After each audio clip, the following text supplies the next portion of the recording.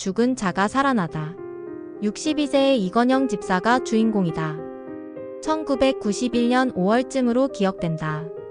가깝게 지내던 소망선교회 송 목사와 소망교회의 강 목사는 한 달에 한 번씩 노원구 중계동의 경로당을 빌려 장애인 예배를 드리고 있었다.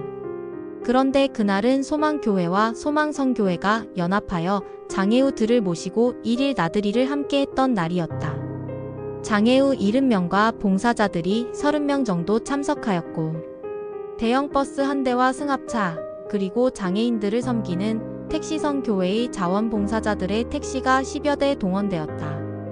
목적지는 광릉 내 수목원이었고 1부 예배와 2부 나들이로 순서를 정했다. 그런데 문제는 1부 예배에서 발생했다. 강사로 초대받은 나는 앰프와 마이크, 그리고 기타를 준비해 갔고 자갈밭 마당에 모인 100여 명 앞에서 힘차게 찬양을 부르며 뜨겁게 설교를 하고 있었다. 설교의 제목은 힘이 되어주시는 하나님이었고 본문은 시편 18장 1절이었다. 대부분의 사람들은 권력을 의지하고 돈을 의지하고 자신의 건강함을 의지하지만 가장 지혜로운 사람은 하나님을 의지한다. 는 내용으로 설교했다. 그런데 그때 휠체어를 타고 맨 앞줄에 앉아있던 이건영 집사님이 갑자기 몸을 비틀며 괴로워하기 시작했다. 그러더니 손으로 입을 틀어막고 억걱거리다가 무언가를 뱉어내는데 검붉은 핏덩이를 바닥에 토해내는 것이 아닌가. 얼핏 보면 길게 늘어진 돼지의 간 같은 짙은 자색 덩어리였다. 그러다 잠시 후 휠체어와 함께 앞으로 고꾸라져 그 핏덩이 위에 쓰러지는 것이 아닌가. 우리는 갑작스런 상황에 너무 놀랐고 어찌할 바를 모르고 우왕좌왕하고 있었다. 일으켜드릴게요 하며 급하게 다가갔으나 쓰러진 집사님은 괜찮다는 표정을 지으며 손도 못 대게 하셨다. 그러나 잠시 후 집사님은 신음소리를 내더니 이내 조용해졌다. 전직 간호사였고 이 집사님과 가까이 지내던 60대의 김 집사님이 급히 다가와 그의 상태를 확인하고는 숨을 쉬지 않는다고 했다. 사실 이 집사님은 자신이 쏟아낸 핏덩이 위에 코를 박고 쓰러진 상태라 숨을 제대로 쉴 수가 없는데도 얼굴을 옆으로 돌리지도 않고 있었던 것이다. 김 집사님은 우리 모두를 쳐다보며 돌아가신 것 같다고 말했다. 이때까지도 나는 속으로 이게 무슨 일이지?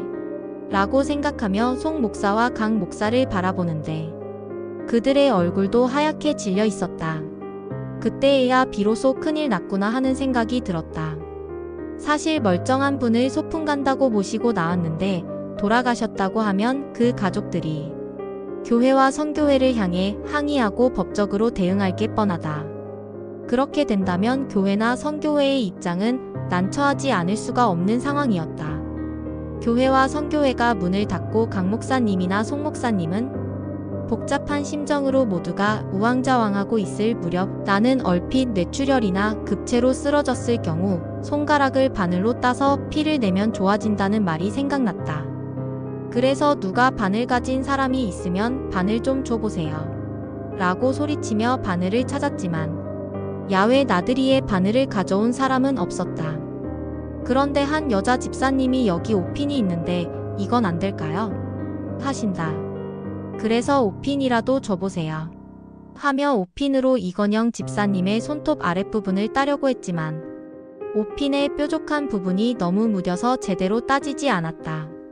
나는 만약에 죽었다면 고통을 못 느낄 거라 생각해 5핀으로 사정없이 손가락을 찔러댔다. 그러나 살점이 뚝 떨어져 하얀 속살이 드러나 보이는데도 피는 나지 않았다. 이 집사님이 죽었다는 정황은 그 외에도 많았다. 가슴에 손을 대고 심장 박동을 확인했지만 역시나 심장은 멈춰 있었다. 코로 숨을 쉬지 않고 있다는 것은 이미 확인했다. 팔이나 몸을 만져보았지만 이미 싸늘히 식어가고 있었다. 그리고 그의 얼굴을 들여다보니 아까와는 달리 핏빛이 사라지고 창백하게 변해져 있었다. 눈꺼풀을 뒤집어 보았는데 검은 눈동자가 보이지 않았다. 아, 돌아가셨구나. 이제 어떡하지? 그때 내 머릿속에는 여러 가지 생각들로 복잡해 있었다. 조금 전에 설교한 내용들이 생각났다. 하나님을 의지하면 하나님께서는 우리가 할 수 없는 일까지 도와주십니다. 아무리 돈이 많아도 죽어가는 사람을 살릴 수 없고, 아무리 권력이 있어도 자신의 생명을 연장시킬 수 없습니다. 그러나 하나님을 의지할 때 하나님은 병든 자를 고쳐주시기도 하고 죽은 자를 살려주시기도 하는 것입니다.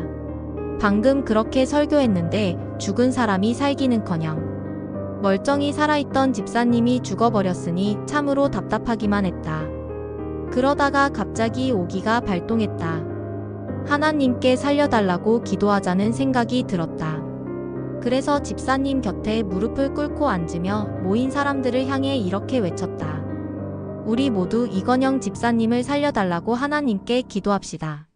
방언 기도를 하시는 분은 방언으로 기도하시고, 모두 한 목소리로 주여 외치며 기도하겠습니다.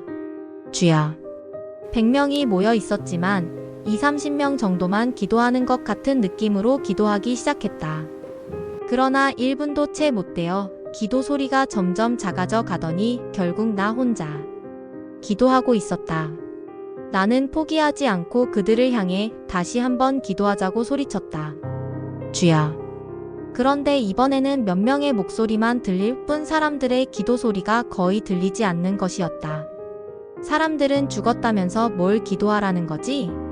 아니면 죽은 사람이 어떻게 다시 살아나? 라는 생각에 기도할 이유도 의욕도 없어 보이는 것 같았다. 나는 모르겠다. 는 식으로 혼자서 소리 높여 기도를 시작했다. 주여 생명의 주관자이신 하나님, 우리는 이건영 집사님의 형편을 알지 못했습니다. 그가 어떠한 질병에 걸렸는지 알지 못했고 그의 가정에 어떤 어려움이 있었는지 알 수가 없습니다. 그러나 지금의 형편을 아시는 하나님, 이 집사님을 불쌍히 여기시고 그를 살게 하여 주옵소서. 기도를 이어가는 동안 나의 심령은 뜨거워지고 있었다.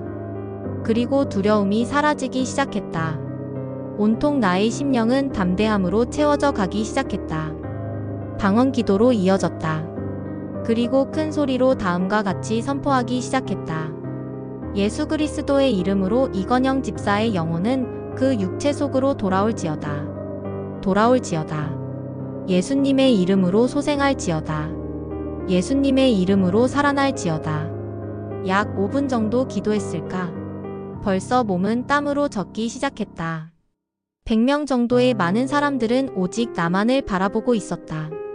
아마도 그들은 부질없는 짓, 부질없는 기도를 하고 있다고 생각했을 것이다. 나는 죽은 자가 살아나야 한다는 절박함과 담대함으로 온 힘을 다해 기도하고 있었고, 누군가가 만류하는 손도 방해한다고 생각해 뿌리치고 계속 기도했다. 그러다가 팔을 계속 잡아당기는 느낌이 이상해 눈을 떠보았다. 그는 놀랍게도 이건영 집사였다. 아래쪽으로 당겨지는 느낌이 이상했었는데 엎드려져 있던 이건영 집사님이 어느 틈에 하늘을 보고 바로 누운 채 내 팔을 당기고 있었던 것이다. 나 살아났으니 이제 그만 기도해요 라고 말하는 것처럼 전해졌다. 그때였다. 119 구급대의 사이렌 소리가 가까워지더니 몇 명의 구급대원들이 들것을 들고 달려왔다. 그동안 우리 중 누군가가 119에 전화를 걸었던 모양이다. 이건영 집사를 들것에 싣고 난 후 한 여자 구급대원이 바닥에 핏덩어리를 보고 이게 뭐냐고 물었다. 우리는 이분이 토해놓은 것이라고 했고 구급대원은 핏덩이를 집게로 집어 비닐봉지에 담아서 병원으로 향했다. 남겨진 우리들을 그렇게 짧은 야유회를 마치고 돌아와야만 했다. 며칠 뒤 상계동에 있는 백병원으로 이건영 집사님의 병문안을 갔다. 집사님은 그동안 얼굴이 환해져 있었다. 수고하셨다며 악수를 청하자 그는 내 손을 꼭 쥐며 말했다. 전도사님 덕분에 제가 살았지요. 이 말은 들은 나는 그때 집사님이 돌아가셨는데 하나님께서 다시 살리셨다는 사실을 기억하십니까? 라고 물었다. 이건영 집사님은 미소를 띠며 고개를 끄덕이고 있었다.